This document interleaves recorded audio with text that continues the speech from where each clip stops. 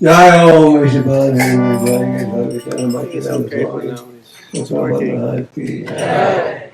Shri Shri Gunata ki, ISKCON Desire ki, ISKCON Desire ki, all glory to the Hare Krishna.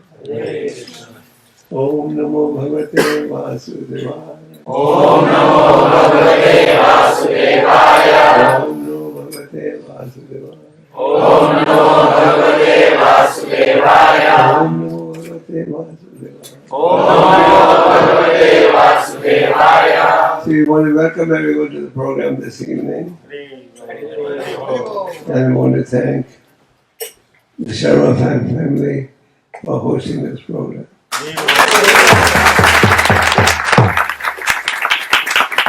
Om Gyan Timandasya Gyanandana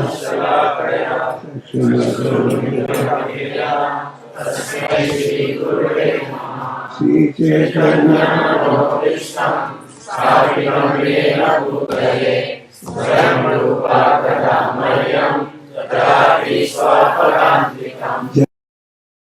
Chaitanya Prabhu Nityananda Shri Advaita Gadadhara Srivasadi Gaura Bhakta Vrinda Hare Krishna Krishna Krishna Krishna Hare Hare,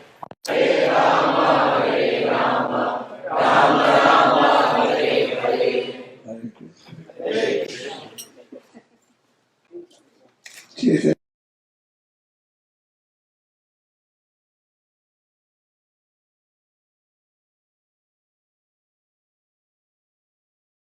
asked him many questions.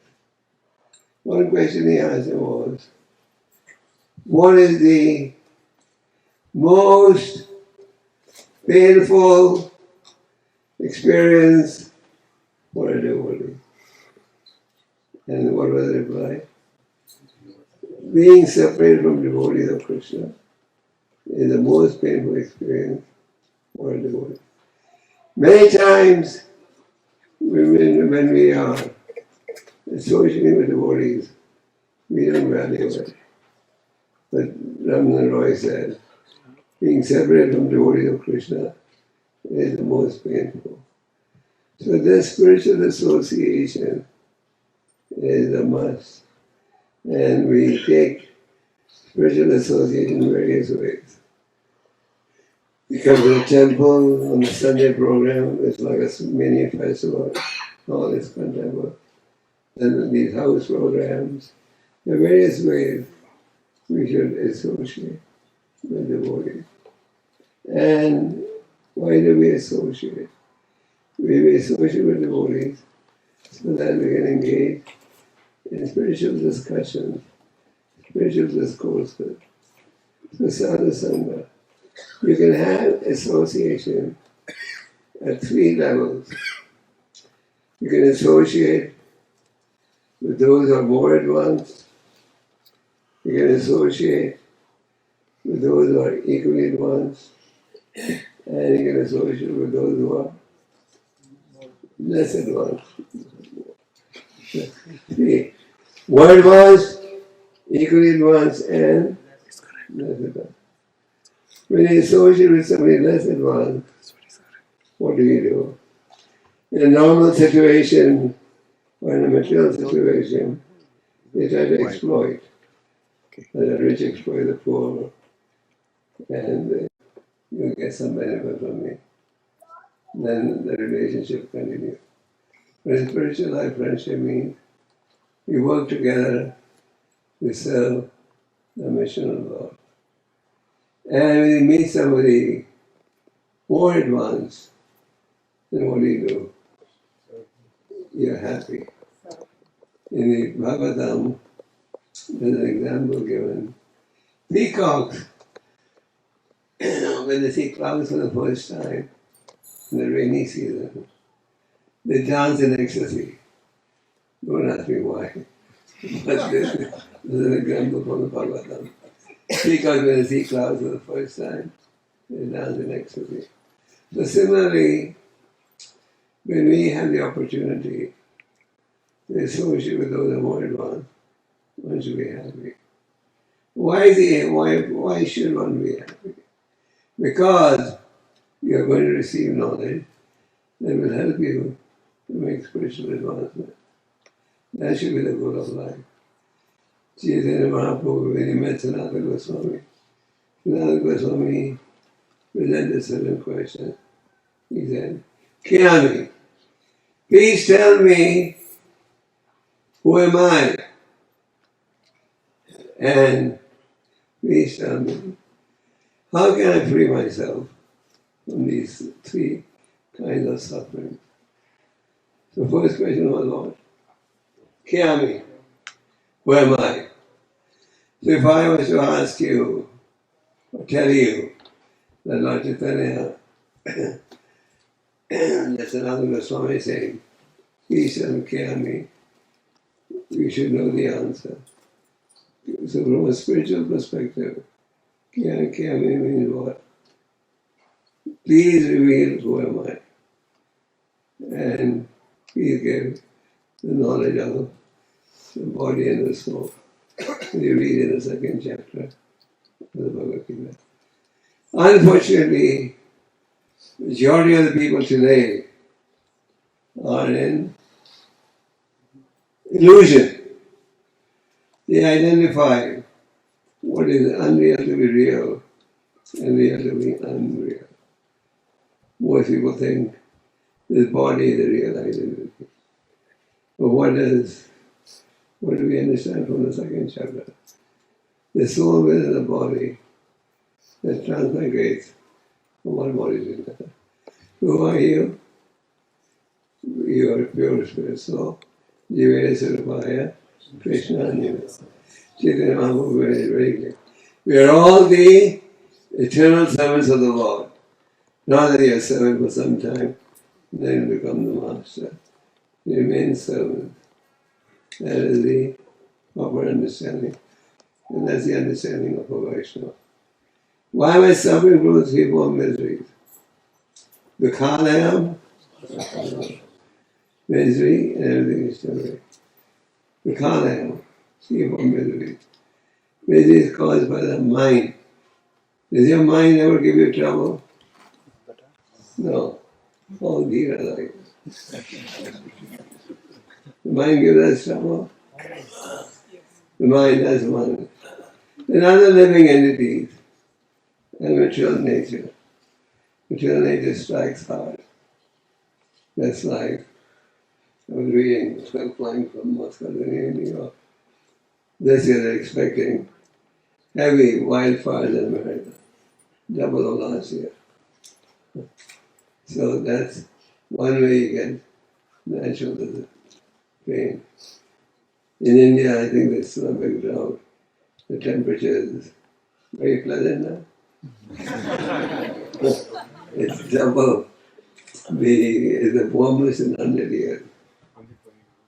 When I was there, I read that this June was the warmest June in history in India. In that way. So why misery? Why? No rain. That's why. Why no rain? Krishna says in the Bhagavad Gita, food grains come from rainfall. Is that true or false? And rainfall comes from yajna. Yajna means that we should be sacrificed. So there's no sacrifice in society. So many sinful activities being done all over the world. All of you are probably aware of global warming. Of course, President Trump doesn't believe in global warming. He says there's no global warming, there's propaganda to deprive people of their jobs. But majority of the leaders around the world do feel the global warming is there. And what is global warming the effect of? It's a result of trying to fulfill our unlimited material desire. We want more. And will that ever satisfy? More will not satisfy you. In the Srimad Bhagavatam, you read a story of the Lord incarnating as woman there. The Lord incarnates in various forms, and these forms are all explained in the revealed scripture. It's not that you imagine this man is an incarnation. The modified incarnations are explained. So Vamandev had disguised himself as a young Brahmin boy. And he went to the assembly of Bali Maharaj. Bali Maharaj received him very warmly. He could see this was a genuine Brahmin, very handsome. So he said, what can I do for you? Please ask me, what do you want from me? I'd like to serve you. So Vamandev said, if you want to serve me, just give me enough footsteps, enough space, where I can keep 3 footsteps. And Bali Maharaj was shocked. You go to a big man, and that's all you ask? I can give you the whole kingdom. Or are you asking me for something so meager? So in response, the Brahmin boy said, A hungry man can be satisfied when you give him food to eat. A thirsty man can be satisfied when you give him water to drink. An angry man, he can also be satisfied when he shouts at you. You get angry at someone, and you shout at someone, and the other person just coolly receives it, and your anger goes away. But if you just sit for tat, then it becomes a heated exchange. So an angry man can also be satisfied when you give him the opportunity to shout. But a greedy man, he said, can never be satisfied. A greedy man is always thinking, more. Like you look at the global picture, you see the rich are getting richer because they're not satisfied. But more. In India, there's one company which was an industrial house, but now they do everything. Sell vegetables, sell. One money. They basically have a finger in every pie. Because they want more. So now there was some question of, please tell me who I am, what is my duty, and why are these threefold miseries troubling me? Actually, Sanatana Goswami is asking these questions on our behalf. So there are threefold miseries. Adidemi, Adibodhi, Adimukha. Misery is caused by the mind. The mind causes us misery in so many ways. You see, your neighbor has something which you don't have. Does the mind trouble you then? It certainly troubles you. The neighbor buys a fancy car, and instead of driving an old Buick, then you feel miserable, don't you? And that's one. Then something happens to a relative, friend, or so. Again, the mind trouble. So the mind is troubling us in various ways. And then it is caused by material nature. So as we said, forest fires, floods, natural disasters, drought, earthquakes. These days they make a particular steel, and they say special price is earthquake proof. Can anything ever be earthquake proof? A lot of people buy it. They say, oh yeah, it will minimize the chances of an earthquake. So that's material nature. Then the other living entities troubling us. But so Sanatana Goswami was asking a question on our behalf. And what is my duty? Sanatana wanted to know. Please tell me who I am and what is my duty? And the response was, we are pure spirit souls, our duty is to engage in service to the Lord. So, if you are in spiritual association, you will get the right message. And if you meet somebody more advanced, then you will get the right philosophy. In the third canto of the Bhagavatam, you read about the dialogue that took place between Lord Kapila Deva and who? His mother. His mother knew that her son was not an ordinary child, who was the incarnation of the Lord. So she said, please enlighten me how I can become free from the miseries of material existence. This is a question we should all be asking. How can you free yourself from the miseries of material existence? The son was very happy when he heard this inquiry. Why? Because he said the answers would benefit the entire society. Just like Parikshit Maharaj, as you know, got cursed. Parikshit Maharaj was the emperor of the whole planet. And he was falsely cursed by a Brahmin. He was in the forest, thirsty. looking for a source of water. And he saw a hut. He saw light from a distance. And he proceeded. And when he went inside the hut, he saw there was a sage, deeply absorbed in meditation. And the sage did not even look at him. So he felt insulted. After all, he was a king and a rishi, Raj Rishi. Raj Rishi means ruler with a saintly character. There was a time in history when all the rulers were Raj Rishis. The citizens would have the freedom to walk any time to the palace of the king and get an audience. Can you expect that today?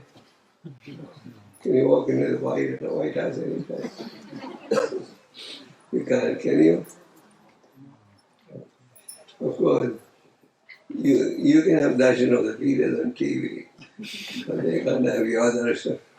But there was a time when any citizen could go into the palace, ring the bell, and get an audience.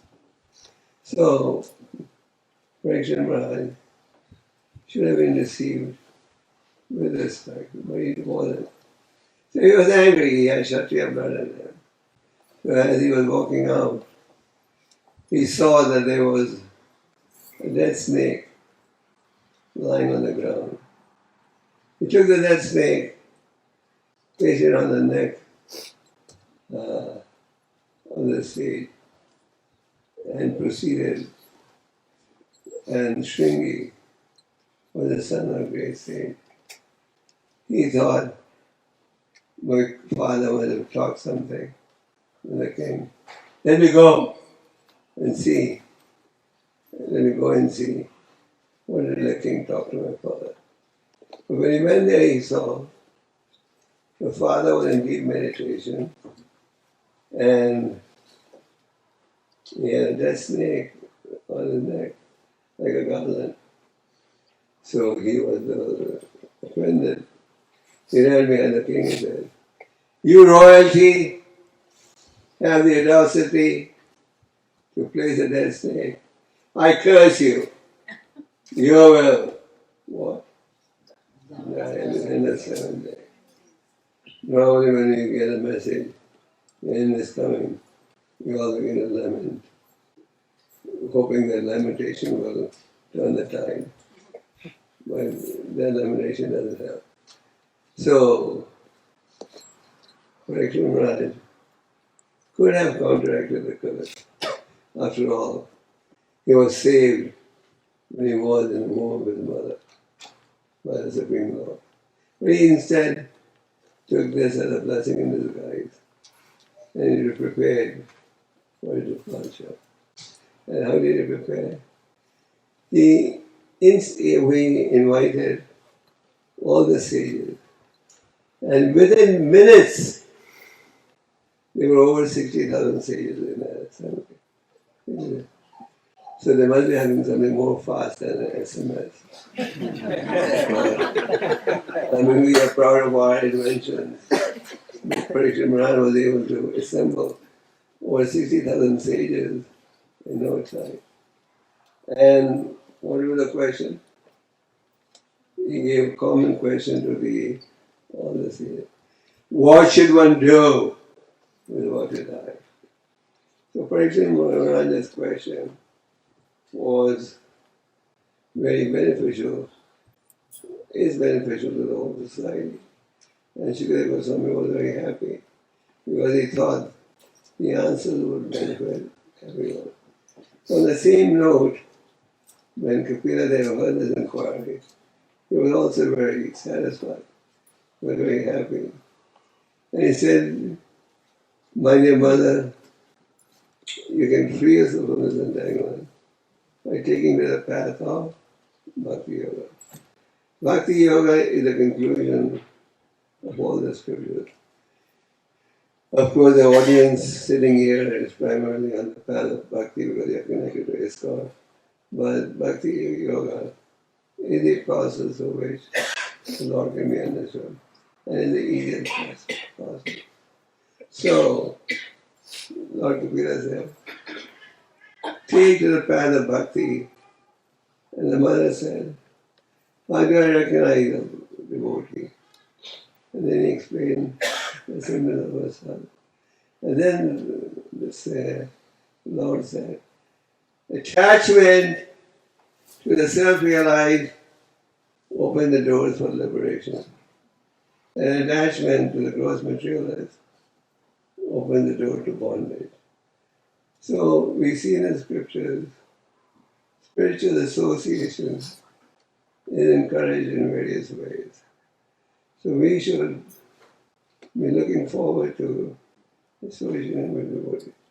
Sometimes we get in a fault-finding mood, and then ultimately we become the losers because we minimize spiritual association.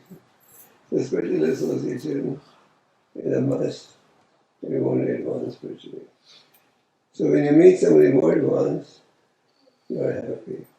And if you meet somebody more advanced, you will get the real message.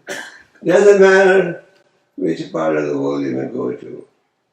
You go to Africa, India, America.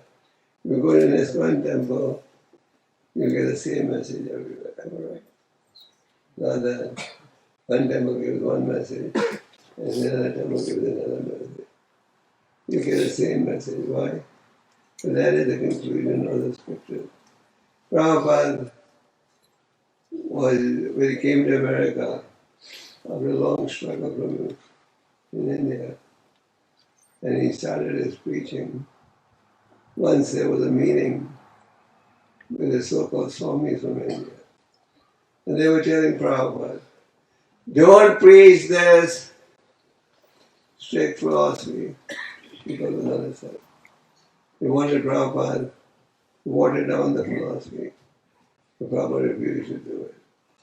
Prabhupada himself, when he landed in Boston for the first time, and he saw the environment there, he for a moment thought, who is going to accept this philosophy? People are so addicted to sense enjoyment. But then he had faith. By the mercy of Srimati Radharani, people will get attracted to this path. So Prabhupada gave us a pure message. The pure message is, if you associate with devotees, you get the real message, which is Chanda Bhagyan. As far as the power of association, in the Chaitanya, you need a story of Regari the hunter. You know that story? Regari was a very dangerous hunter. He would get great pleasure in killing, shooting at animals.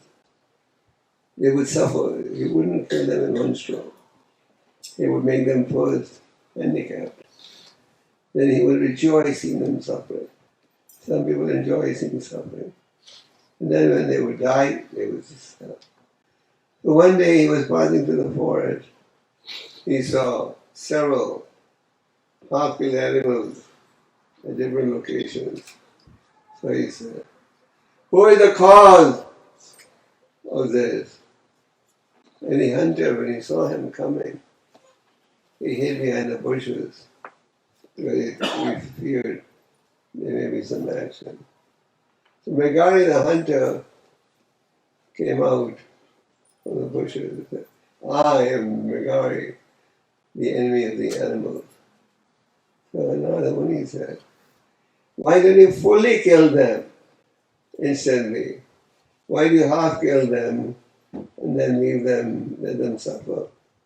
And Megari said, because I get pleasure in seeing these animals suffer. So another one he said, you realize what the consequences will be? And when explained, he said, but then how am I going to make my living? Well, this is my source of living. I sell flesh. That's how I live.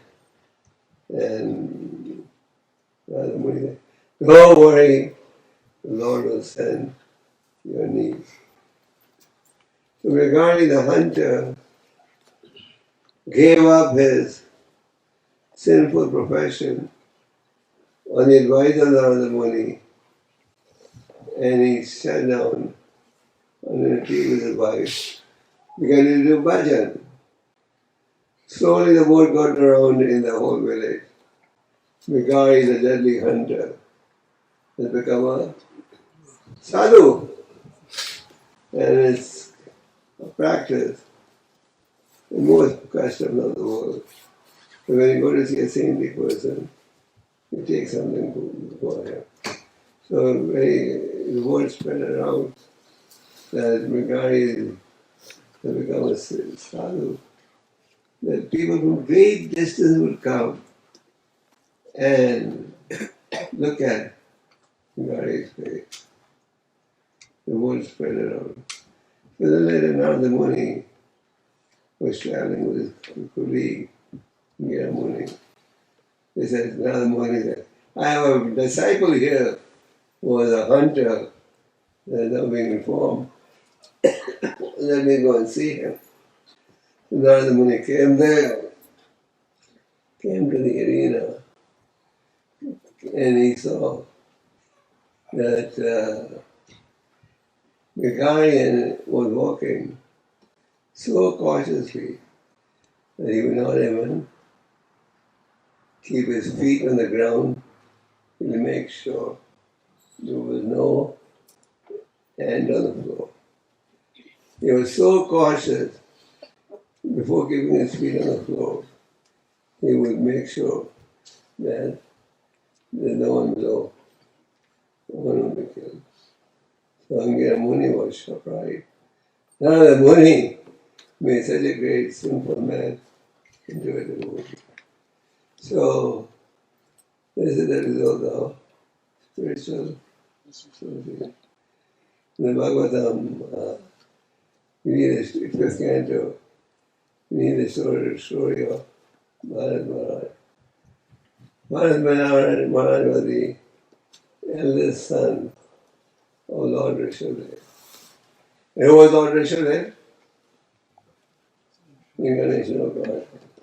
His 100th son, the oldest was Bharat. Bharat ruled over the whole planet for thousands of years in exemplary manner. And the whole planet was known as Bharat. Today when you talk about Bharat, it's a tiny spot on a big chart. But at one time the whole planet was known as Bharat. So King Bharat withdrew from the position, from his job, and went to the forest to practice meditation. And he was practicing meditation, and one day he saw a she-deer being chased by a lion, and the she-deer was pregnant. So in order to save herself from the lion, she jumped, and the child came out, and she died. The mother died. So King Gopal thought, maybe the will of the providence that I have to take care of this baby. But he got unnecessarily attached. And he got so attached that one day when the baby deer was out of sight, he was searching for the deer. And what happened? He died.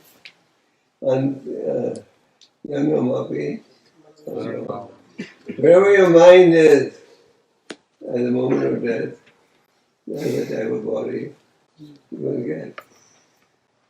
If your mind is thinking about Krishna, that's what your speech is. If your mind is thinking about a soccer match, or a cricket match, or one of the baseball match, then you can take, we probably get both as a grass on a field to visit. Being played. So he had to take his birth as a deer. But he also had his past record to his credit. But he didn't have to stay for long as a deer. and soon to live good as a Brahmana in a Brahmana family. In society, he behaved as if he was deaf and dumb, but he was not deaf and dumb. He just didn't want to repeat the mistake he had made. Like in English they say, once born, twice shy. So he didn't want to repeat any of the mistakes. So just Bharat, there was a king called King Ravana. He was being carried in a palanquin. Thousands of years ago, the monarchy would be carried in a palanquin. Just like now, if you're a rich man, you go in a bulletproof car. I don't know if you're a bullet, but the monarchy was carried in a palanquin. So he was being carried in a palanquin, and King Ravana was going to attend a spiritual discourse in Kapila Ashram in Kurukshetra. But he wanted to go a little fast. It was getting late. Even though he was going for a transcendental program, because he had Shakti of blood, he said, "Come on, speed up, I'm being late." So the palanquin carriers saw a tall, broad-shouldered, well-built man, and they said, "Hey, come on, help carry the king." And that was obliged. But unlike the other palanquin carriers, Jat Bharat would not place his feet on the ground till he saw at least for the next, 3 feet, 3%. There was no entity. As a result, the palanquin started going slower instead of faster. The king said, "What is this? I told you to go faster, and now you're going slow. What's the reason?" The palanquin carriers were panicky. They said, "Sir, we are not the cause. There's definitely a man that we going to a team, he's the cause." So the king began to get a little harsh on Jat Bharat. Initially, Jat Bharat tolerated what was being spoken. But then when Jat Bharat spoke, we're not going to understand. "Oh, I have committed a great offense. This man is not deaf and dumb. He is self-realized soul." And he begged for forgiveness. And later became his disciple. King Ravana said, "I'm not scared of Indra's thunderbolt. I'm scared of offending all Vaishnava." So on the devotional path, I should be very careful about avoiding Vaishnava path. And by spiritual association, we can all make progress. How did Prabhupada start this movement? Prabhupada came all alone at the age of 70. And how much money in his pocket? They say 40 rupees. Prabhupada had 40 rupees plus $25. Because on the way to America, he sold one Bhagavatam set to Captain Pandey. Prabhupada was on a cargo ship, as you know, and he had taken with him 200 sets of Bhagavatam first canto. He had printed those in India, and Prabhupada was taking 200 sets. One set he sold to Pandey. But still, by his preaching, slowly people came, and they became devotees. The first temple that Prabhupada opened, as you know, where was it? In New York. The devotees barely had anything, and with great difficulty, they worked together, and by pinching pennies, they had $200 with them. And that $200 was going to pay for the storefront and Prabhupada's residence, which was right opposite. And when they were searching for a location, they came to a boutique which had just been vacated. And in that boutique, the people who ran that boutique, they cleaned the shop thoroughly from inside. But they forgot to do one thing. That was the name of the shop, which was, so devotees thought that was really just appropriate. So Krishna consciousness is the matchless gift. We talk about gifts, but this is the real gift. So we should be in the association of devotees so that we can constantly be reminded about what a real mission is. Otherwise, it's very easy to forget and to be in the mood of this, in order to benefit from devotee association, we should cultivate the mood of humility, which is philosophy, saying,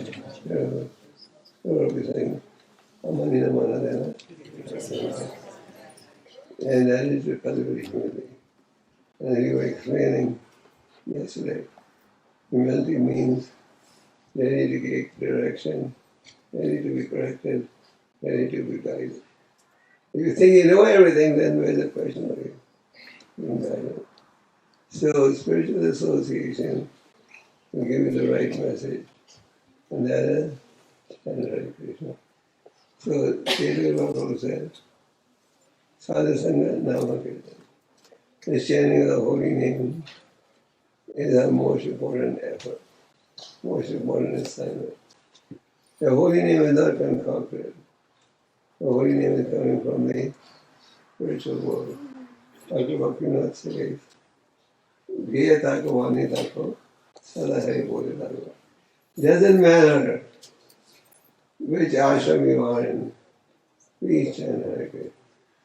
Chaitanya Mahaprabhu, when he was traveling in southern India, he mostly converted everyone to the path of Vaishnavism.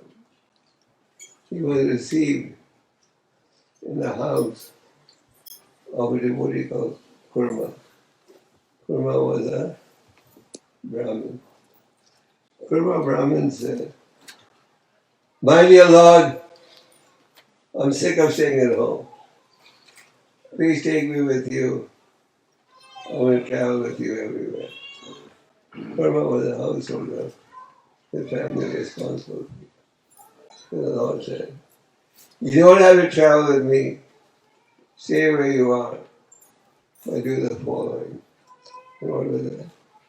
Chant Hare Krishna and preach the glories of Hare Krishna to everyone. Read the Bhagavatam and the Gita and preach the glories of Gita and Bhagavatam. And by this way, you will always remain with me and I will always remain with you. The Prabhupada said this is the guide for everyone. So Lord Chaitanya, as he was traveling in Southern India, whoever he met, he said, Chant Hare Krishna, read Bhagavad Gita, Bhagavatam, and preach the glories of the Lord. So this is the conclusion of the scripture. Nama Chintamani Krishna Chaitanya Rasa Vigraha Purnishwada Nidhukta Vinanato Namanamana. It says Vinanato Namanamana. The holy name is none different from the Lord.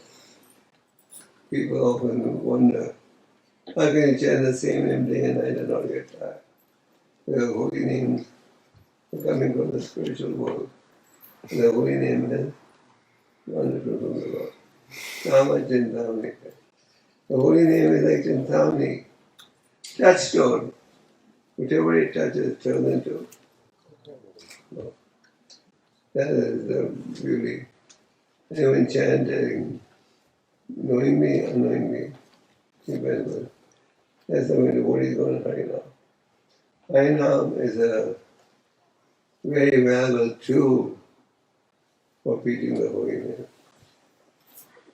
In Moscow they have 10 Harinam groups who go out every day. This is Prabhupada started the movement through Harinam as long as prayer. So this holy name is like a touchstone. When you go to Harinam, it's not that everybody who stops to hear you knows what that I'm getting benefit. Most people just stop out of curiosity, etc. But the holy name is not from the Lord. So if anybody chants, he gets the benefit. The chanting of the holy name is our most important business. And our endeavor should be to perfect the chanting of the holy name. Get attached to the holy name. People often ask, how do I know if I'm making an advancement or not? One question the devotees ask all over the world. How do I know that I'm making spiritual advancement? How do I know that I'm making advancement? How can I become detached? How can I develop humility? So all these can be developed in chanting the holy name. And our ultimate goal is what? To get attached to the holy name. Getting attached means I want to chant the holy name every day. I don't need somebody to push me to chant. So that ruchi can be developed by executing Bhajana Bhajana Kriya. Rupa Goswami gave us many wonderful books, and one of them is Bhakti-rasamrita Sindhu and Upanishad. These are the two books translated by Prabhupada. Rupa Goswami says, Adho in the beginning stage, you should have this desire that I want to fulfill the real goal of life. Just like Niranjandas Goswami said, please tell me my Lord care of me. So that desire should be there. I want genuine spiritual life. And if the desire is genuine, then the Lord will guide you to whom? The appropriate association. If your desire is to forget the Lord, you also guide it accordingly. Just like Krishna says in the Gita, Sarvasya chaham hidi sarvaksho patas vidagyanam. I'm its cause of remembrance and forgetfulness. So they both come from the Lord. Why does the Lord cause one to forget, one to remember? That's based on our desire. If our desire is to remember the Lord, then He give us the appropriate association. So if your desire is genuine, then Krishna sends it to a sadhu. The sadhu may be in the form of a book, someone preaches to you, some devotee talks to you. And if you follow what he's saying, then you do Bhajana Kriya. Bhajana Kriya means I follow, I chant, I follow the rules and regulations given by the Gopal. Like everything that we have, that we follow, is based on what Prabhupada gave us. But Prabhupada in turn gave us everything what originally came from Krishna. So when you execute Bhajana Kriya, then what happens? Anartha and everything. Then the anartha is going to get weakened. And then eventually you love God. So there's a gradual process. And we should follow the process. And as we follow the process, we make spiritual advancement. So associate with devotees, take the instructions, chant the holy name, and study the scripture. Studying the scriptures also is very important. We all know how Prabhupada labored to produce these books. And these books were produced for us to read them also. And therefore, we should also make it a point to read. In some parts of the world, people are not educated. They find it hard to read. But in the United States, they have 100% literacy. Maybe 110%. Everyone can read and write. So read these books and read Prabhupada's books as it is. That will sharpen your intelligence. And with sharp intelligence you can discriminate. So we are also fortunate that we got exposed to the real thing. The real thing in life is Krishna consciousness. At one time, there was a company that had a slogan, the real thing. I often tell people, the real thing is Krishna consciousness. Everything else is false. So we have opportunity to practice the real message of the Lord. We chant the holy name, stay in devotee association, and study the Bhagavatam and the Gita. In South India, when Lord Chaitanya was on his tour, he came to a temple in Srirangam, and there he saw there was an uneducated Brahmin who would sit every day at the same spot, recite 18 chapters of the Gita, and as he would recite, tears would come from his eyes, and his hair would stand on end, which is a symptom of ecstasy. So, and a huge crowd used to gather around him every day. So this Brahman, Lord Chaitanya, when he saw this Brahman, he could see that the Brahman is something special.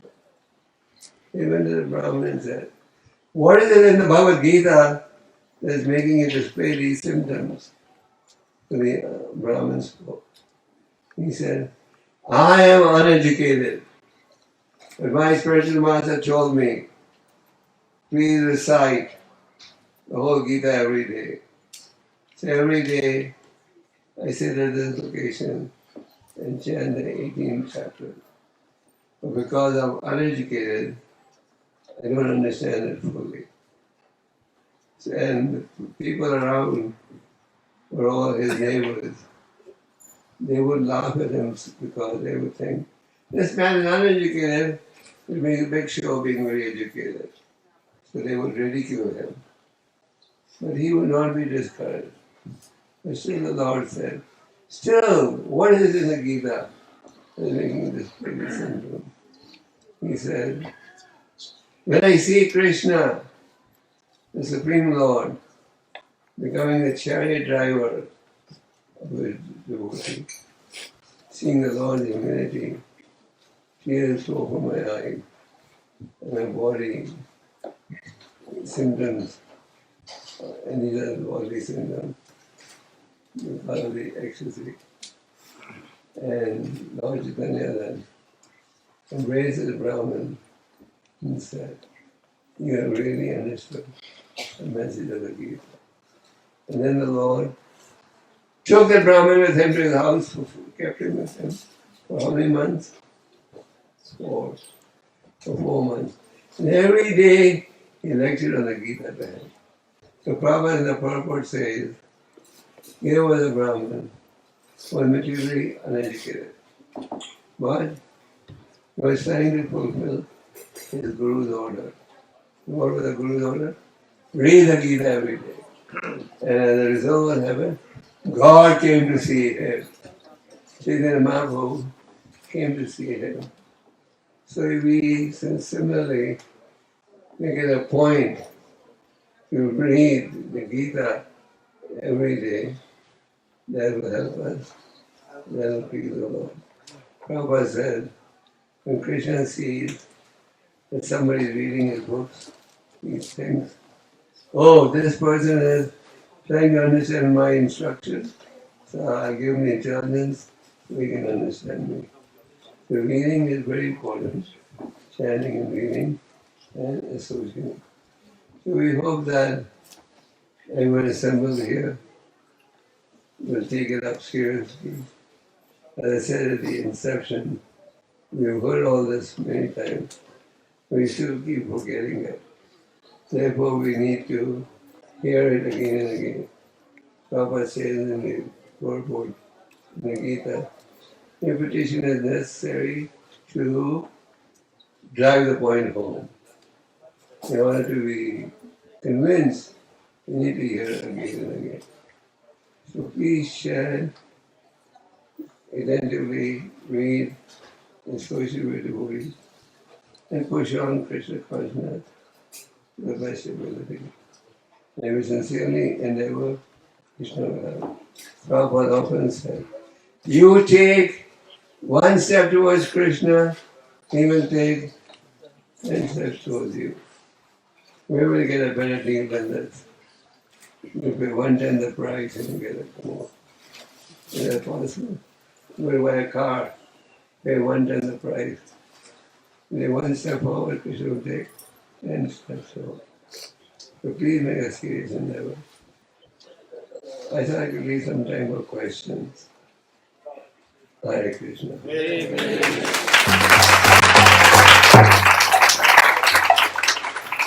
Can we take some questions? You have any questions? Yes.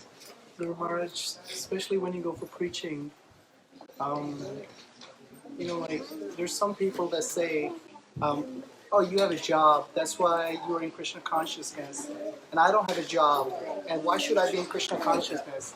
Because I'm overwhelmed with all my problems and paying my bills. How do you answer to someone like that and convince him to get Srila Prabhupada books? Most people in America these days do have jobs. Thanks to Mr. Trump. They do have jobs, most people. And anyone who wants to get a job in America can get a job. If somebody doesn't want to work, he won't be going to give you unemployment benefits. Then that's a different story. But most people can get jobs in America. It's a television. Anyway, Krishna consciousness is not related to that. More questions?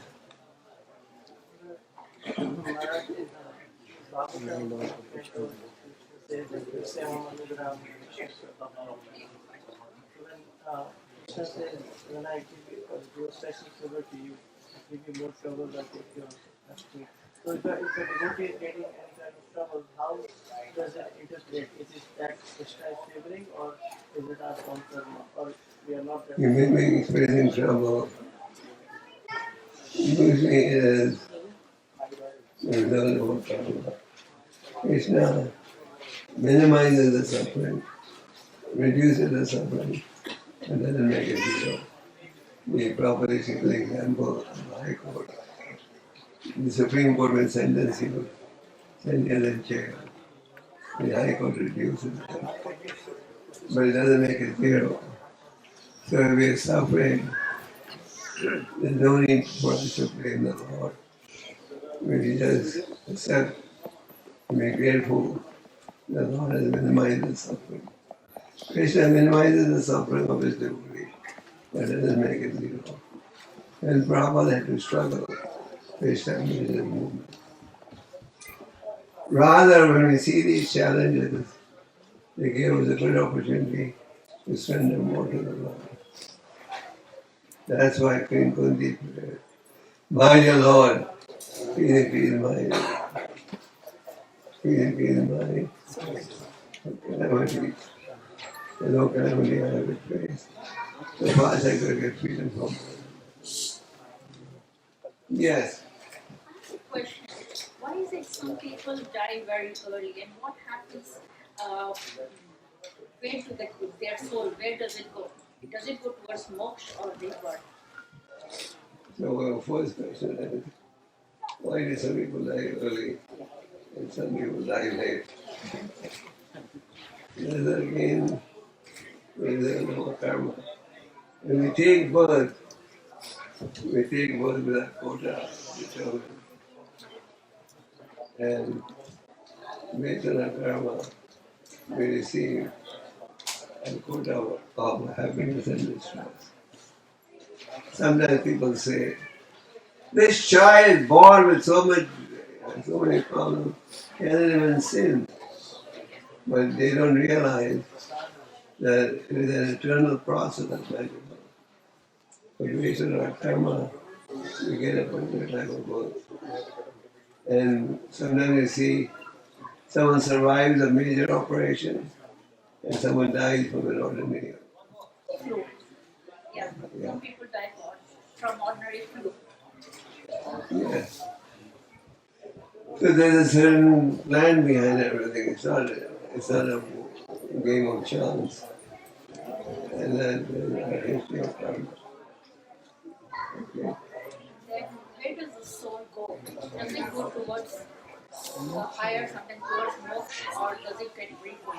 Well, that will depend upon our karma. And it's not that if a small child dies young, he dies slow. He definitely gets liberated. It depends upon our karma. I have one more question. Sorry. Actually, some people suffer throughout life. They have a very hard life. They are givers. They keep on doing. And some people are enjoying life. So what is the reason it could be? Let's say somebody is suffering. In one way, when you suffer, you're clearing out your debts. Let's say you owe $100,000 to the bank. And if you pay out $50,000, you have less money left in your pocket. Your liabilities have also gone down. So when we do undergo suffering, we should accept it willingly, because we are clearing off a part of our debts. Thank you. Yeah. So Guru Maharaj, in association of devotees, sometimes unknowingly we commit offenses. So how do we know that we have committed an offense and how to avoid those kind of offenses? If you have unknowingly committed a mistake and you don't plan to repeat it, then it's okay. But we should not repeat it. And you will only know if you made a mistake if some other Vaishnava tells you, Prabhu, you did this, but this is wrong. You're false accusing somebody. So we should be willing to accept guidance and criticism. Usually we just look for people who flatter us. We just want flattery, how good I am. And we should be willing to take suggestions and ask for suggestions so that we can correct ourselves. What Chaitanya said, his unwanted weeds should be plucked out. So, pride and devotional service is one of the unwanted weeds. Okay, any more?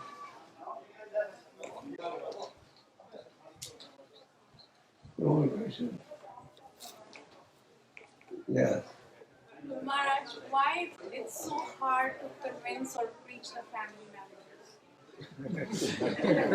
Sometimes it's hard, sometimes it's not. Can you repeat the question? Why is it so hard to preach the family?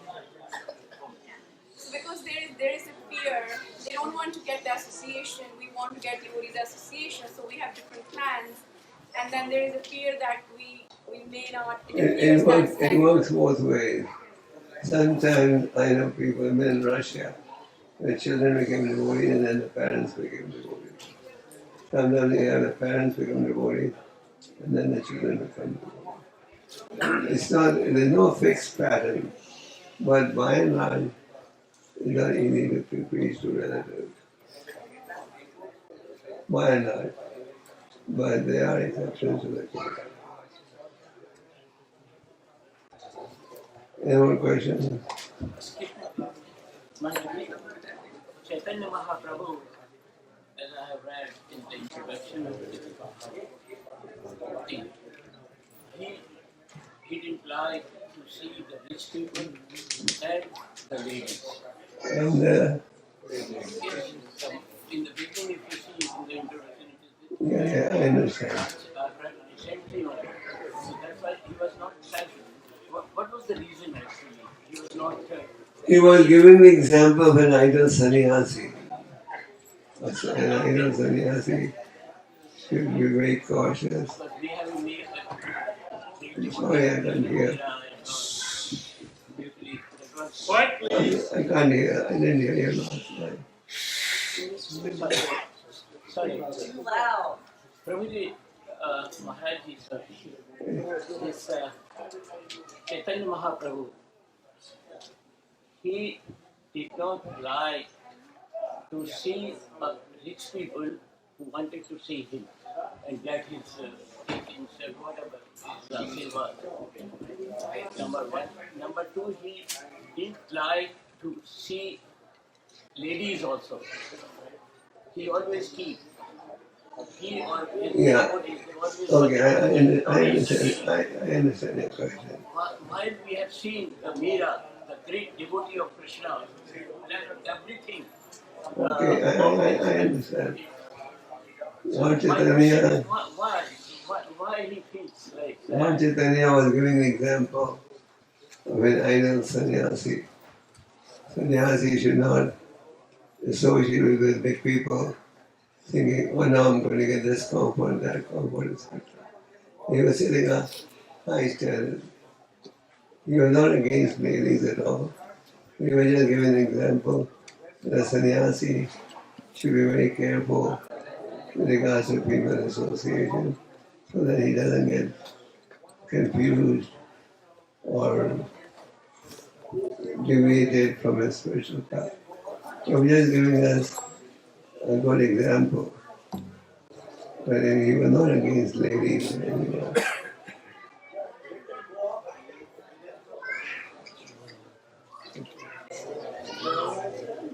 Yes, quickly. Maharaj, how do we develop more tolerance, especially when How do we? how do we develop tolerance when we are serving Krishna and we are working as in a group or team together? Lord Chaitanya wanted us to be more tolerant than a tree. Let's see how tolerant the tree is. In the hot weather in Delhi, the tree is still standing on the road, and everybody else is using air conditioners. In the winter season, the tree is also serving you. The tree is so tolerant. We can develop tolerance by all good qualities, tolerance, humility, determination, and all we develop by attentively chanting a japa. We attentively chant a japa, we develop all these good qualities. One medicine for all diseases. It's not for every disease, there's a different medicine. Our endeavor should be to improve the quality of our japa. And as the quality increases, you find it easier to control the other. Okay. Any more questions?